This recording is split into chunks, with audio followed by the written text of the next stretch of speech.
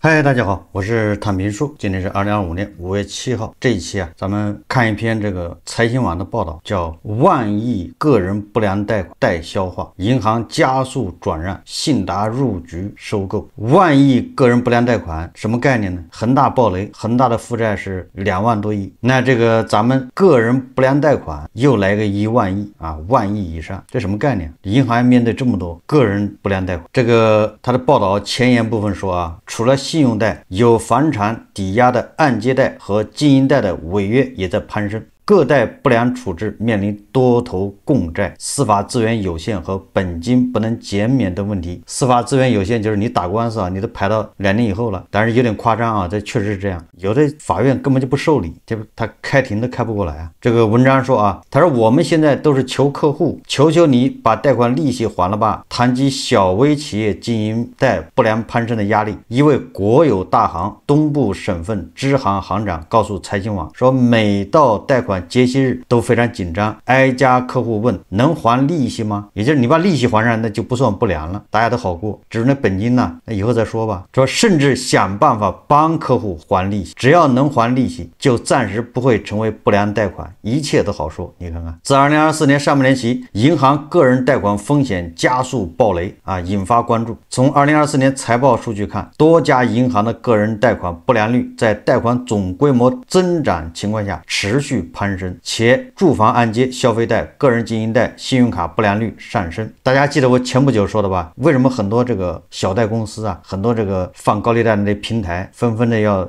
关门、要切割，就是因为这不良率太高，就很多这个贷款的个人呢就躺平了，他就是不还了，你怎么着吧？我确实没钱还，你违约的一多，这小贷公司扛不住啊，就怕这个债务人呢躺平，破罐子破摔，对吧？一个破罐子破摔不要紧，那都破罐子破摔，那就麻烦了。进入2025年，这一趋势仍在继续。美国发起关税战，又给个人贷款偿还平添变数。今年个贷不良明显上升，叠加关税战的影响，其中的个人经营贷表现最差。一位大行普惠部人士告诉财新，目前个人不良贷款整体规模多大，官方并未披露数据。据中国人民银行数据，截至2024年末，本外币住户贷款余额82.84万亿元，其中经营性贷款余额24.14万亿元，不含个人住房贷款的消费性贷款余额21万亿元，个人住房贷款余额37.68万亿元。若按照国家金融监管总局披露的2024年商业银行不良率 1.5% 估算，个贷不良约 1.24 万亿元，这是估算的啊，也就是恒大负债的一半。考虑到多数银行披露的个贷不良率低于对公贷款不良率，个贷规模或在1万亿元左右，但若考虑部分资产质量已经恶化的个人贷款尚未暴露为不良贷款，银行面临的处置压力或不至如此。刚才说了嘛，很多银行就让你明明知道你已经不行了，但是他只要你还利息，他就你这一笔啊，他还不算不良。实际上都知道你这个以后你是还不上的，能拖一天是一天。那这么看的话，那你不良贷款那个数字肯定不是1万亿啊。对于不良贷款，银行常规的处置措施是催收、诉讼追偿、转让或核销。其中2021年初开始试点的个人不良贷款批量转让业务，数据公开透明，或可从中广窥银行加速个人不良贷款处置之急迫。银行业信贷资产登记流转中心，也就是银登中心啊，4月15日公布的最新数据显示，2025年一季度不良贷款转让公告挂牌量已接近2024年上半年的规模，达到743亿元，同比增长191%，实际成交483亿元，同比增长139%。其中个人不良贷款转让370亿元，占整体成交的77%，同比激增760%，成为驱动市场增长的主力。在一季度个贷不良批量转让中，个人消费贷款以268亿元占72%，占主导地位。信用卡透支、个人经营贷分别占14%和13.5%。你看看今年一季度啊，就这么个情况。银行对个人不良贷款，他就把这个不良贷款卖掉，卖给那个资产管理公司1/10的价格，他根据风险等级啊，这个到底多少咱只是这么一说啊，反正来处置掉。他一般是通过公开市场挂牌，对吧？他把这个这么多不良贷款都放到一起打个包，对吧？这个对应的债权是100亿，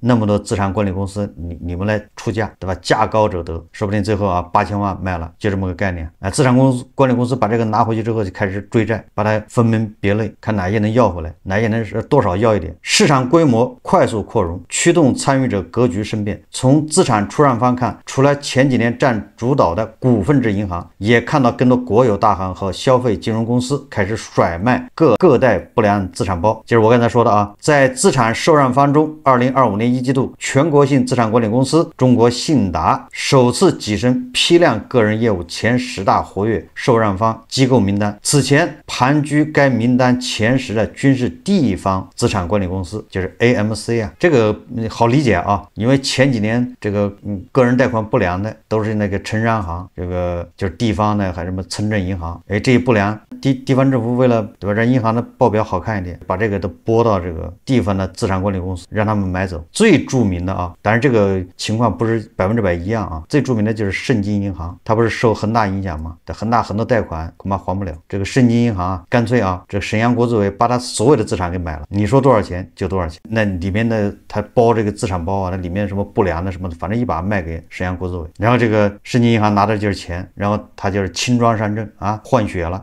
所以他就没问题啊。那沈阳国资委拿这个资产包回去干什么呢？反正他回去消化去。沈阳国资委哪来的钱呢？没钱，白条。然后我每年给你付利息。你看这个啊，我这说这个就是告诉大家为什么啊地方的 AMC 啊更活跃，因为他要解决这个问题啊。沈阳国资委他也不会出钱买，他也是让地方的这个资产管理公司介入。这几年我们一直在观察各代不良市场，大约从2024年开始，我们从观察者成为入局者。信达各代不良业务相关人士告诉财新网，2021年初，个人不良贷款批量转让以试点形式开闸，标志着中国个人不良贷款市场起。当时的试点文件指出，5家全国性 AMC 符合条件的地方 ，AMC 和金融资产投资公司为合规的各代不良收购方。在此以后几年，全国性 AMC 一直进展缓慢，反倒是不少地方 AMC 将此作为开拓业务的好机会，激烈角逐。个人不良贷款转让增加，背后反映的是个人债务攀升。中国经济要发展，内需要拉动，但同时也有一大批个人信用得不到修复，有些是暂时遇到困难，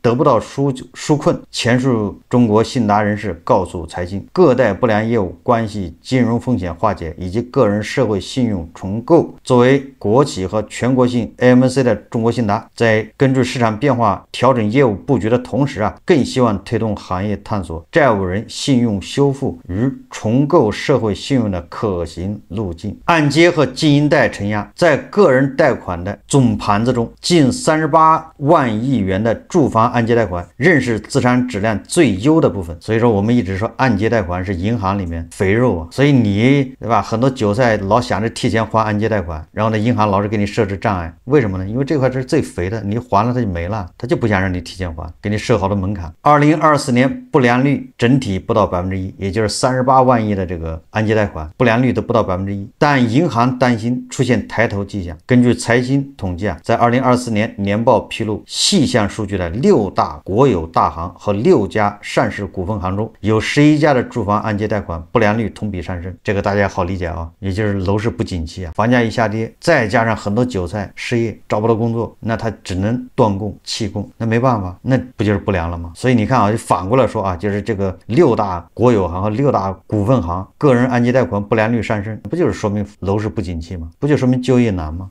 这些数字是可以互相验证的啊，不是咱们唱衰啊。个别银行的按揭贷款不良率超过1%。他说，例如2024年重庆银行按揭贷款不良率1.49%，同比几乎翻倍。盛京银行就是咱们刚才说的啊，这个宜宾银行按揭贷款不良率更是分别高达3.66%和3.86%。分析人士指出啊，2024年个人住房贷款不良率呈现区域分化特征，部分银行按揭贷款不良率攀升，主要受3、4线城市人口流出及库存高企影响。这个3、4线城市那个房地产人更是一言难尽的。你说宜宾对吧？盛京就是沈阳啊，那他们都是以本地业务为主。位于新1线城市杭州银行也出现类似信号。近日，杭州银行副行长潘华富在2024年业绩说明会上指出，从2025年1季度开始，按揭贷款部分客群违约约现象逐步增多，这一趋势值得关注。这个和咱们判断这个杭州的楼市啊不稳，是不是很吻合啊？杭州银行啊，主要是在浙江省内，更主要恐怕是杭州，它的客户更多，按揭贷款最多，那它的不良率在上升，说明什么问题呢？你只能说明杭州的房地产弃工断供的多啊。4月29日，交通银行披露2025年一季度报显示啊，一季度住房贷款不良率为 0.7%， 同比上升 0.12个百分点，个人经营贷款不良率 1.45%， 同比上升 0.24个百分点。除了按揭贷款、消费贷、信用卡贷款，个人经营贷款不良率均在攀升。中国人民银行发布的数据显示，信用卡逾期半年未偿信贷余额占比已从2023年末的 1.13% 升至2024年末的 1.43%。也好多人专门这个捋贷款，就是撸的这个就是信用卡的，撸完他就不还了。信用卡是纯信用啊，没有抵押，那就不还了。近几年规模增长较快的个人经营贷风险尤其多发，这类贷款的发放对象一般为小微企业主、个体工商户、农户等，包括信用贷、房产抵押贷两类。你房产抵押贷还好一点啊，因为好歹有房子压在那儿。那信用贷呢，基本上就是打水漂啊。财新统计啊，2024年年报披露，经营贷不良率的5家国有大行和5家上市股份行中，不良率全部同比上升。这还是在银行通过各种政策优惠为小微企业续贷的情况下，如果不续贷，不良暴露的会更多。一位股份制银行分析人士告诉财经，也就是这个小微企业的啊，这个经营贷，我们首先考虑它都是正常的。有人毕竟是拿这个小微企业经营贷去炒房子，这个是有的啊。我们不考虑这种情况，实际上反映什么呢？反映就是小微企业活着难呢，对吧？你看那个大街小巷的关门的餐馆，各种小企业纷纷倒闭，他一倒闭，他那贷款能还得了吗？还不了了。没倒闭的也是难以为继。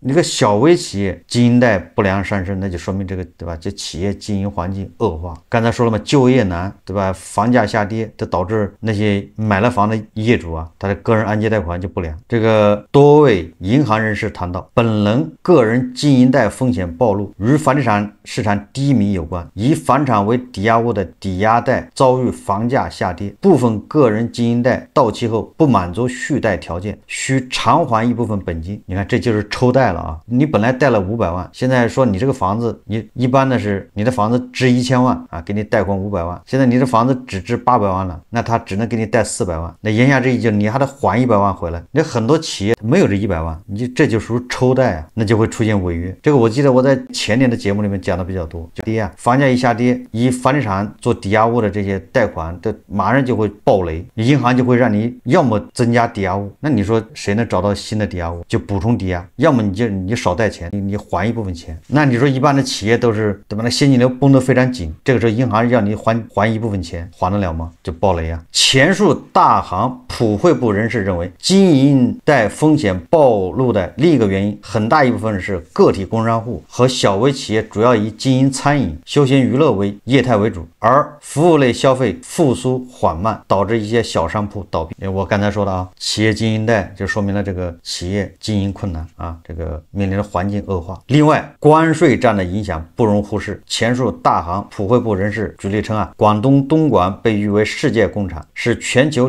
电子产品生产的重要基地，集中在长安、凤岗、樟木头，对吧？这些电子元器件啊，主要出口到欧美和东南亚市场。关税战一来，有些外贸小微企业直接停工，还款也就断了。他说啊，这些小微企业一方面要搭建面向海外其他国家的销售渠道，另一方面想外贸转内销，但重新搭建销售渠道短期也很困难，电商渠道、直播带货的佣金抽成高，也就不是那么容易的事。前述大行普惠部人士提醒，眼下灵活就业人员增多，加上互联网的快速传播，为了抓住短期内热点商机，小商户常出现一窝蜂扎堆的情况，可能导致银行个人经营贷资产质量波动加剧。他举例说啊，他说淄博烧烤2023年上半年迅速走红，带动了当地文旅和餐饮经济繁荣。当时淄博的旗商银行、临淄农商银行等多家银行推出烧烤贷，这就真叫新奇啊！一看那个淄博烧烤火了，当地的银行搞烧烤贷，为烧烤相关行业的小微企业和个体工商户提供融资支持，以纯信用贷款为主，那就没有抵押啊！看你这个人长得好看，给你5万，给你8万的额度。他这个额度在20万至100万不等，那还不少呢啊！期限以1年期到3年期为主，利息4%左右，这还挺便宜。烧烤贷啊，100万以内，利息4%，肯定没少贷啊。然而，随着烧烤热降温，部分借款人面临经营压力，已经影响还款。也就是你看，这个银行说的那个淄博烧烤现在火了，降温嘛，咱们很多东西都是一窝蜂啊，难以持续，就没有办法搞这可持续发展。我们关注到，有的借款人当年4月借款开店，11月店铺就倒闭了，那你说你这个烧烤贷谁还呢？前述大行普惠部人士总结说，一窝蜂式消费热潮对贷款的影响路径是小微企业、个人盲目扩张，大量贷款申请，银行快速批贷，热潮消退，经营收入下滑，企业违约率上升，贷款逾期增加。所以热点产品可以跟风，但银行风控必须逆风而行。他说，我们喜欢的是能稳定经营10年以上的老店，专注于小微企业贷款和个人经营贷业务的网商银行人士告诉财新网。那银行面对这些个人按揭贷款和这个小微企业这个经营贷不良率上升怎么办呢？就是银行加速转让。面对逾期贷款，银行首先的反应是催收，一般先通过电话、短信、邮件等各种联系方式督促客户还款。最开始入催时是关注类贷款，再过几个月可能就得分到可疑、次级甚至损失类了。前述股份银行个贷不良处置人士介绍，他如果2-3个月之后还没有还款，或客户拒接电话、失联，按流程银行可以起诉，当地分支行会派人去贷款客户当初留的家庭住址或工作地址去拜访，当面催收或送达法律函件。但相对数量庞大的个人不良贷款，能立案判决执行的十分有限，也就是咱们的司法资源非常紧张，对吧？有些网红超市啊，动不动告这个告那个，这都属于滥用司法资源。连银行这种民事纠纷，就是不良贷款欠钱不还，这立案都困难。有很多地方这个就是基层法院啊，一个法官一年要判500-600件案子，平均每个工作日2个案子，这个都不算稀奇的啊。说一位西南地区银行人士告诉财经网说，由于法院的起诉资源有限，银行做不到件起诉，对吧？明摆着你个老赖欠人钱，那银行都不起诉了。这个法院呢，因为他说受理不过来啊。有些逾期贷款背后涉及黑灰厂或老赖，我们会把宝贵的法院起诉资源用在这些逾期上。也就是说啊，对那些就是金额大的，或者是那叫什么，就是后面涉及一些影响比较大的案子，宝贵的这个司法资源用在这上面。说无论是直接催收还是诉讼追偿，银行自己处置个人不良贷款的成本都相对较高，耗时也长。上海金融日发展实验室首席专家主任曾刚解释说，银行只有提供充分的证据证明资产确实无法收回，才能获准核销。部分零售贷款虽然进入不良类，但仍存在一定的回收可能性，因而无法核销。而房产等抵押物的司法拍卖流程繁琐，处置难度大。现在你连把这个韭菜的那个按揭贷款，就是抵押的房子拿去拍卖，好多法院也不立案，这来不及啊，太多了。所以现在银行都是哄着这个韭菜啊，对吧？能不能还一点？要不行，咱们缓一缓。不是银行善心大发，是银行确实也没辙。虽然银行没有披露详细的处置数据，但结合银行信用卡中心各贷部门的反馈，转让成为零售不良贷款处置的重要手段。曾刚告诉财经，也就是打包卖掉算了，专业的事交给专业的人去。就是银行处置这些不良资产，手段有限，资源有限，能力有限，技术也有限，因为他人员也有限呢。你说信用卡贷款，有的就3万5万的，有的12800的，那你说你还搞一个人跟着，你说这个人一天能追多少个贷款，而且追不回来，这成本得多高吧？银行养一个人得1个月花多少钱？所以这玩意儿他只能打包卖掉。前述银行个贷不良处置人士分析，如果从贷款回收额看，催收诉讼的回收额相对大一些，但从处置的本金额看，是转让的规模更大，因为转让的折合率很低。那这些不良资产转让有几种呢？一般的分3类，叫不良贷款转让试点、银行间市场不良贷款资产证券化，以及不良资产收益权转让。无论对于银行还是资产管理公司，叫多头共债、司法资源不足和本金不能减免等，都是个贷不良处置中遇到的棘手问题。什么叫多头共债呢？就是同一个借款人啊，你在多家金融机构或者平台借款，对吧？他有5家银行的信用卡，都逾期，然后在这3家银行有消费贷，同时时在京东、抖音，还有这个微信，对吧？这个网贷平台还有借款，月收入不能覆盖还款，最终全面逾期。就是这一个人欠很多金融机构和平台的钱。说一般债务人出现还款问题时，多是所有贷款都没有还掉，这时可能会出现下面情况：所有金融机构都把不良贷款转让给了资产管理公司，但资产管理公司也很分散，就是这个银行把贷款卖给那个资产管理公司了，那这个银行呢把这个不良资产卖给信达，他们都是针对一个债权人，那就同样的这个债务人啊，他要面对多家债权机构。一个个贷不良处置人士向财新解释各家处置的要求方案不同，比如一家跟他谈分期减免利息，另一家又是另外一种方案，各家都是背靠背，也就是对这个同一个债务人来说没有一个统一的解决方案，对吧？这个资产管理公司说，你还利息就行，那个时候我给你打个折吧，你还一半。那作为债务人来说，反正我都是要实行，我要不还都不还，对吧？我要还都还，我看我是不是能都还上啊？如果说我不能全部还上，那我就不还，因为我还了之后我还是不良，还是这个叫什么失信，还是老赖，就是叫债多不愁啊，狮子多了不痒。那这个是不是就导致这个催收啊、化债啊，是不是就难度更大？然后这个司法资源不足是另一个让银行和 AMC 觉得备受制约的问题。多位业内人士告诉财经，像个人信用类贷款往往是几万元、几十万元，金额不是很大。对于这类贷款违约案件，各地法院给到一家金融机构的起诉指标可能只有十几或者几十个人，这个真是闻所未闻呐！法院给这个金融机构、给银行、给指标，对吧？你这个银行一年只能起30起案子，你这超过了没有？你自己看着办。那银行只能找那个个儿大的，对吧？欠的多的告，欠的少的算了，告了你还占我一个名额。这个媒体不报道，那谁知道啊？连法院都要分配指标。但是这家金融机构需要起诉的个人客户可不是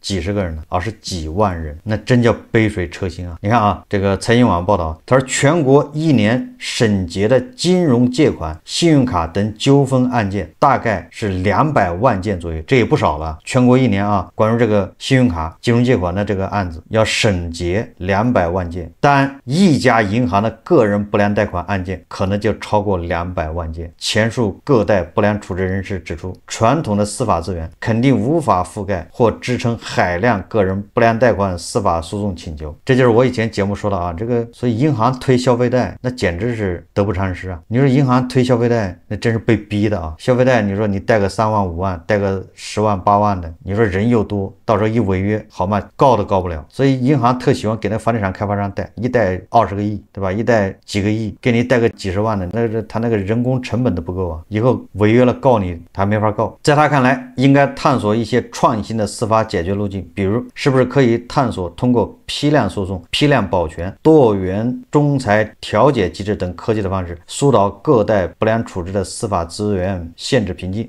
我个人觉得应该在这个个人按揭贷款和这个小微企业经营贷在这贷款的时候就要做公证，但是公证就有费用，对吧？这个费用谁来出呢？我倒是觉得啊，你金融机构应该跟公证处啊要怎么样一个战略合作。那像这种公证、批量公证，你费用低一点呢，那就由这个银行承担一大部分，贷款的人承担一小部分，对吧？比如说3期开啊，银行出70%，贷款人出30%，对吧？公证处啊，因为批量公证它便宜点。然后这个公证文书啊，法院强制执行啊，一个是生效的判决文书，还有一个就是公证文书，这些都是可以来强制执行的。那这样的话，这个银行它就不用等着法院判决，不用去起诉啊，因为你借款之前已经做了公证文书，对吧？到时候你不还钱，银行拿着公证文书到法院去啊，强制执行，查封你的房子，冻结你的财产。但问题在哪儿呢？这个问题是法院的强制执行，就是执行的资源它也有限。你以后拿着公证文书去让法院强制执行，法院也给你名额，是吧？你一年只能给我30个啊，我来帮你执行30个、50个，多了不行。执行法官执行资源也有限呢，那能不能和解呢？对吧？也就是这些按揭贷款，对吧？这些个人经营贷能不能给他打折，对吧？这个利息免掉，本金给你打个7折，你把它还了算了。但这个好像也不行。他说，对收购方来说啊，本金不能减免，处置政策和处置难度其实与转让方无异，建议至少有序放开资产管理公司处置时的本金减免。但这里面又会出现问题，如果你要本金减免的话，那就会鼓励很多本来我能还贷款，对吧？我也没失业，我这按揭贷款本来正常还，或者我那个经营贷我也能还，但是我就不还了，然后就跟你这个银行或者跟你这个叫资产管理公司，我就跟咱们俩就是博弈，最后本金打5折，那我不是占便宜了吗？所以啊，你怎么整都有问题。现在个人贷款已经有有80万亿。要从根本上解决个人不良贷款处置，还需要有顶层设计，零敲碎打的政策效果不一定好。前述资产管理公司资深人士说实际上在我看来既然已经产生不良了，那你就已经晚了。所以我们还是从源头抓起你不要让它不良，就有2个，我个人认为就2个路径。第一个，你贷款的时候要严格风控，严格把关，你不能是个人就贷，信用贷、小微企业贷款等等那你还是要审核还是进行风控，这是第一个第二个什么呢？第二还是咱们的社会大环境，就是经济增长。刚才也说了，按揭贷款为什么不还呢？为什么不良？小微企业经营贷为什么不还呢？还不就是经济问题吗？不是人家真的不想还，是走投无路嘛，对吧？他失业了，他连吃饭的钱都没有，你让他还按揭贷款，那怎么还？只能躺平，破罐子破摔，对吧？人家搞这个烧烤店，人家开个小餐馆，都倒闭了，每天没有什么营业额，然后每天房租还要付，员工的工资还要给你，这个时候你让他还按揭的那个经营贷，他拿什么钱还呢？对吧？还是经济不景气就业难，对吧？这种通货紧缩，大家都不花钱，实体纷纷倒闭，你导致这个不良上升，那你是处置不了的。所以说这个经济如果一直低迷的话，这种现象只会越来越多，最终导致叫系统性金融风险，它不就这么来的吗？但是只有经济好了你这不良就自动化解掉了，对吧？但你找工作也很容易，然后你对吧，年年还要加薪，谁会愿意做老赖呢？毕竟做老赖有很多限制对吧？你的企业对吧，你的小餐馆红红火火的，对吧？你开个小饭店，一年赚个20-30万，你怎么会去欠银行钱呢？不还人家把你饭店给查封了，毕竟你损失更大。所以说要解决这个问题，还是要经济万善，这是根本之道，其他的都没有办法，其他的解决不了。所以你现在我们反过来看，就是这个个人贷款不良上升，说明什么？说明经济形势确实不容乐观，这是没办法的事。所以我们要解决它，本质上还是要发展经济。发展经济不易对吧？不是说你想发展就能发展起来。那眼下能做的就是尽量公平对吧？大头少拿一些，大头少浪费一些，小头多分一些，他就有钱去还债修正自己的这个信誉否则无解好，这期节目我们就聊到这里，感谢大家收看。如果喜欢我的节目，欢迎订阅转发，也可以在下方留言评论，谢谢大家。